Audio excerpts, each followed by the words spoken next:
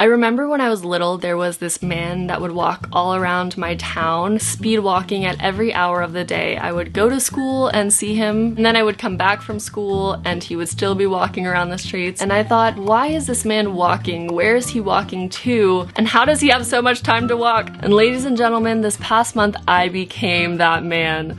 Although I'm not nearly as muscular as he was, I feel like I've unlocked his secrets, the reasons why he was always walking. And that is what we're going to be talking about today. Hey guys, it's Robin, and welcome to the Science of Self-Care. On this channel, we talk about all things science, self-care, and wellness, and today I want to share my experience of walking 20,000 steps for the past 30 days. It has been far more transformative than I thought it would be. I know that sounds funny, but I have been walking 15,000 steps a day since COVID. That was already transformative, and I didn't think that walking an extra 5,000 steps a day would make that much of a difference, but it honestly has, both mentally and physically. So today I want to talk about what I've noticed during this experience. I also want to share one of the major cons to walking every day and how I try to overcome it. And then I'll share a bunch of tips and tricks that I've learned to help you get the most out of your walking. So if you are someone who is hoping to increase your daily step count, even just a little bit, then this is definitely the video for you. Let's get started.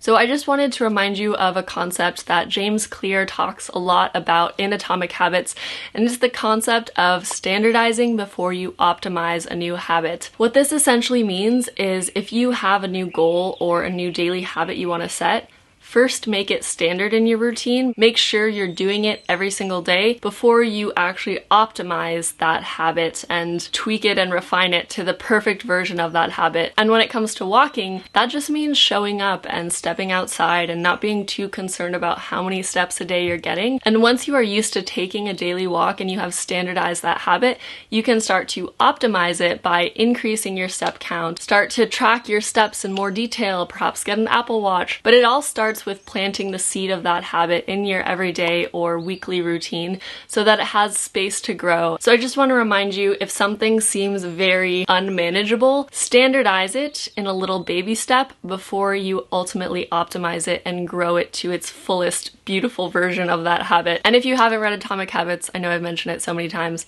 but I would highly recommend reading it. So I first want to share a few of the benefits I've noticed from walking 20,000 steps each day. Firstly, I have been sleeping so beautifully. By the end of the day, after walking 20,000 steps, which can range anywhere from 8 to 10 miles, depending on how large your steps are, after walking that much every day, your body feels like it's done something and you feel so ready to lay down and quickly fall into a deep slumber. So I think that's something we can overlook. If we are not moving enough, it can really impact our sleep, which then makes it even harder to move the next day. So it's just something to consider. I have really noticed great improvements in my sleep quality since starting to walk even more. The second thing that I've noticed is my posture has gotten even better. I feel like my shoulders are more open and I just stand taller in my body because I am walking so much in a day. And in a moment, I will share you some of my favorite ways to amplify the posture effects of your walks. But even if you're not thinking about it too consciously, our bodies fall into alignment. I remember I went to this back specialist several years ago because I was actually having a lot of back problems. My back was a bit crooked, and she gave me a bunch of exercises that actually just helped loosen up my hips and loosen up different areas of my body. A lot of times we're not as asymmetrical as we think. It's just that our posture and kind of daily habits have tweaked us in different ways that keep our body stuck in an asymmetrical way. And so if we can kind of undo that through movement, it's really helpful. I've also noticed that my body is a little bit more lean and toned. I think I've lost a few pounds of fat, but I feel like I've also gained muscle. During this past month, I was also really focused on increasing my protein intake. I'll try and see if I can get some before and afters, but I don't want to focus too much on my physique because I think if you are solely motivated by physical improvements, that's usually not going to result in the most resilient lifelong habits, whereas the next benefit I want to talk about really has helped me feel so connected to walking in a way that I know I will always walk for the rest of my life, or at least as long as I'm able to and blessed with beautiful legs that allow me to walk. So the next benefit I'm referring to is my emotional stability and resilience. I've really noticed that by spending so much time now every single day walking, my emotions have been amazing. I'm genuinely so positive. I feel so balanced. I just feel like I'm in touch with a true, deep, happy version of myself. And if I think back to myself as a kid, I was always a kid who loved running outside, moving around. Moving my body is how I feel happiest. So walking has really become a form of mental health and a form of meditation for me. I am just less happy when I don't do it. And so that's the reason every single day I continue to walk, because I notice huge improvements in the way that I feel. And this is actually true for many types of physical activity. I remember reading the book, The Joy of Movement.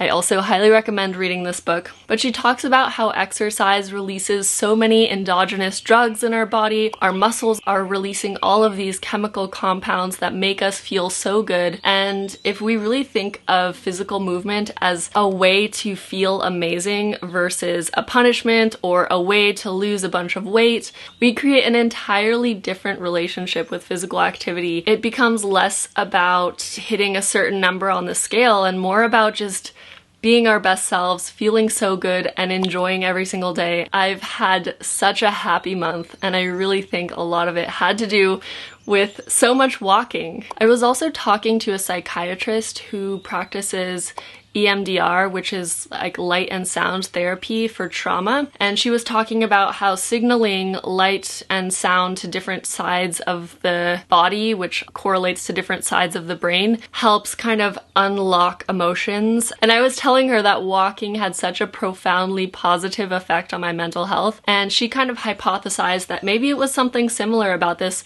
left and right, back and forth movement that's kind of repetitive, that helps you process things. And I definitely feel like I can process things better while I'm walking. And I've never done EMDR, so I cannot really compare it, but it is an interesting hypothesis as to why walking might be so beneficial for our mental health. Now let me get to the number one con and the number one objection that I hear from everyone is time. Walking takes a lot of time, and walking 20,000 steps takes several hours of my everyday. For most people, that sounds absolutely absurd to devote that much of your day to moving. One of my best tips is to combine walking with other things you have to do in your day. So for me, I like to read every day, so I combine walking with reading through Audible. I also like to walk and work, and I have created this kind of makeshift walking treadmill desk. So I have been taking my meetings and doing my work on this treadmill, which allows me to walk during my working hours. But moreover, I think most of us underestimate how much time we actually have in a day. If you think about it, we have 24 hours in a day, and 8 of those, let's say we're sleeping. Say you work a 9-to-5 job and are sitting at your desk 8 hours. Throw those 8 hours out as well, and then we still have 8 hours in our day, which is more than twice as much time you would need to walk 20,000 steps. I think I really underestimated how much I was just sitting around scrolling on social media. And so for the past month, I have spent very little time scrolling. I did watch 2 movies, but during those movies, I actually walked. And that's another thing. If you just want to watch a leisurely show or something, why not do it while walking? Walking can be very relaxing, and it doesn't always need to be a high intensity walk. You can put a treadmill super low and calm, and you can be walking while watching a movie. And after a few minutes, you probably won't even realize you're walking. You'll get so in the flow of it. And this reminds me of another thing. Because it's low intensity, it really promotes beta oxidation or fat burning in our bodies. So our bodies are able to burn both fat and carbs while we're walking.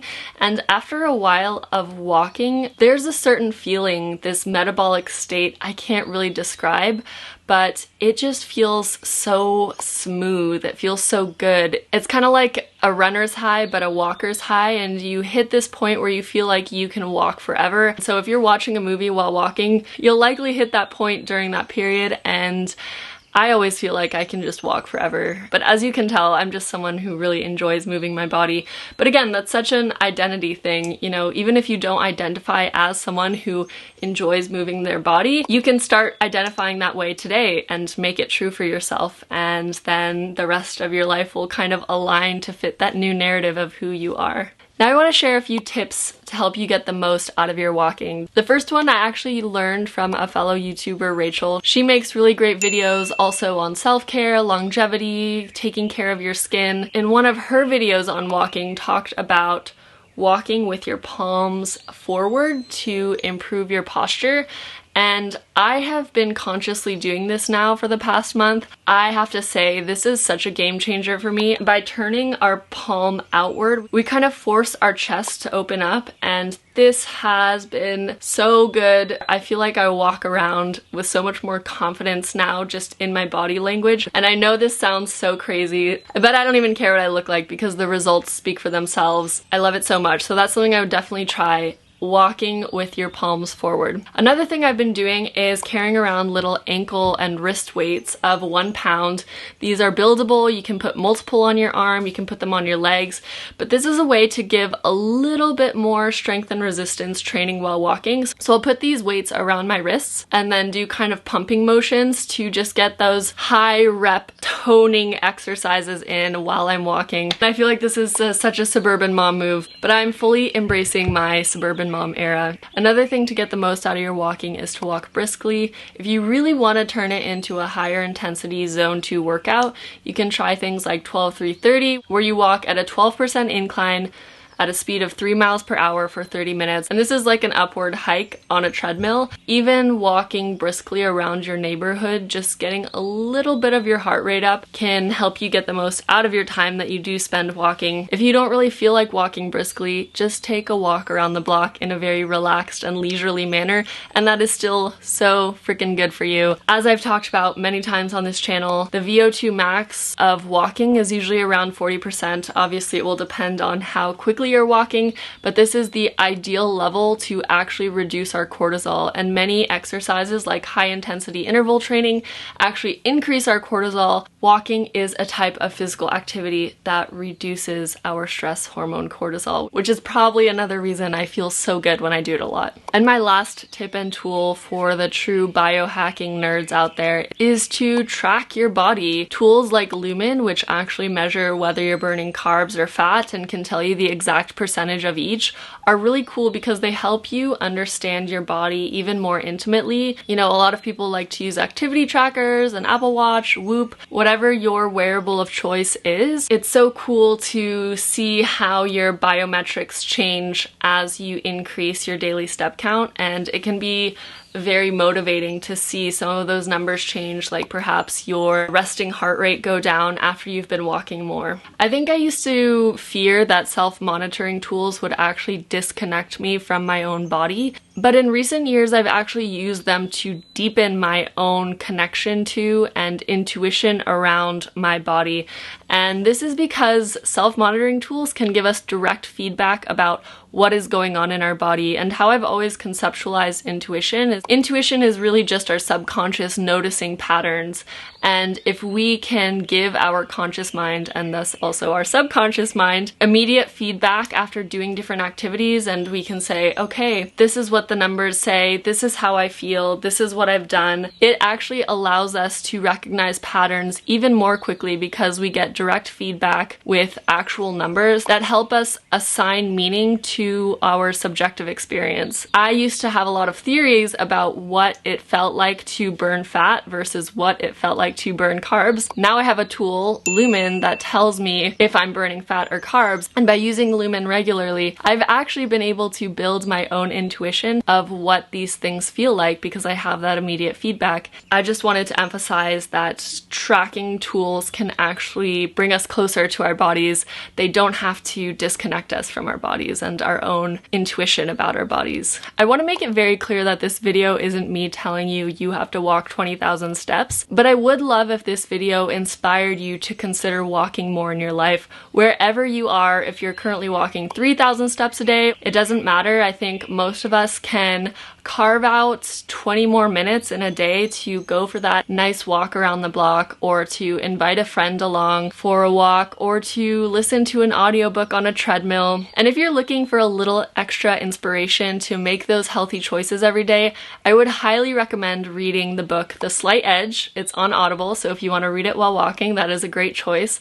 But essentially what this book talks about is how our little daily habits compound into big life changes, and the habits that are really easy to do or not to do are actually what build up into something big. It's a little bit less practical than Atomic Habits, but more inspiring personally for me. So if you are wanting to walk more but not really feeling the inspiration and not knowing where to start, I would recommend downloading this book on Audible and going out for a walk while reading it. By the end of the book, you will feel inspired to walk a little bit extra every day. I can pretty much guarantee it. I would love to know if you have any walking tips. What is your current walking routine like? Do you have any goals for the future? Share with us down below. I love creating a community of health-minded people here in the comments, and it really is so nice to know you're not alone on this health journey. I want to emphasize that this journey isn't just about walking, it's also about embracing small changes and improvements to our daily routine. So whether you're starting with an extra walk or adopting another positive habit, remember that the path to transformation begins with a first step.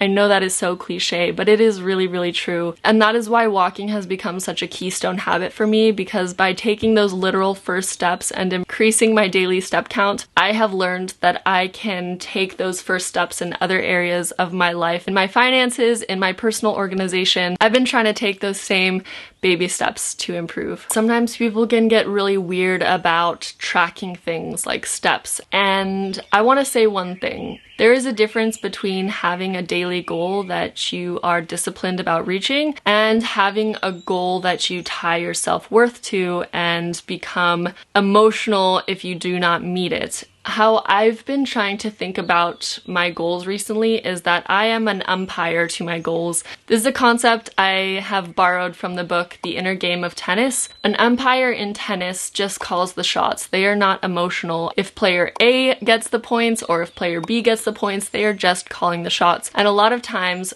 in our lives, we are either player A or player B. And as player A, we'll get really, really happy if we do something right and we get a point, but we'll also get really, really sad if we lose a point and player B gets a point. And so rather than being on this emotional roller coaster of highs and lows, I have been trying to be an umpire. So even when things go really, really well, I don't get too emotional about it. I just observe it and say, wow, that's interesting, that went well, and then have curiosity to understand why things played out that way. That may seem a little bit negative to not fully embrace the positive emotions that come with the wins in life, but it honestly makes it so much easier to weather the losses in life if you are not emotional about the outcome. So don't get too down on yourself if you're not able to get your step goals, but just continue to notice your outcomes and be curious as to how you can improve your outcomes. Okay, it's really hot and I have been sitting here for far too long. It's time for me to go outside and go for a beautiful walk. I hope you'll join me. Appreciate you guys very much, and I look forward to seeing you next time.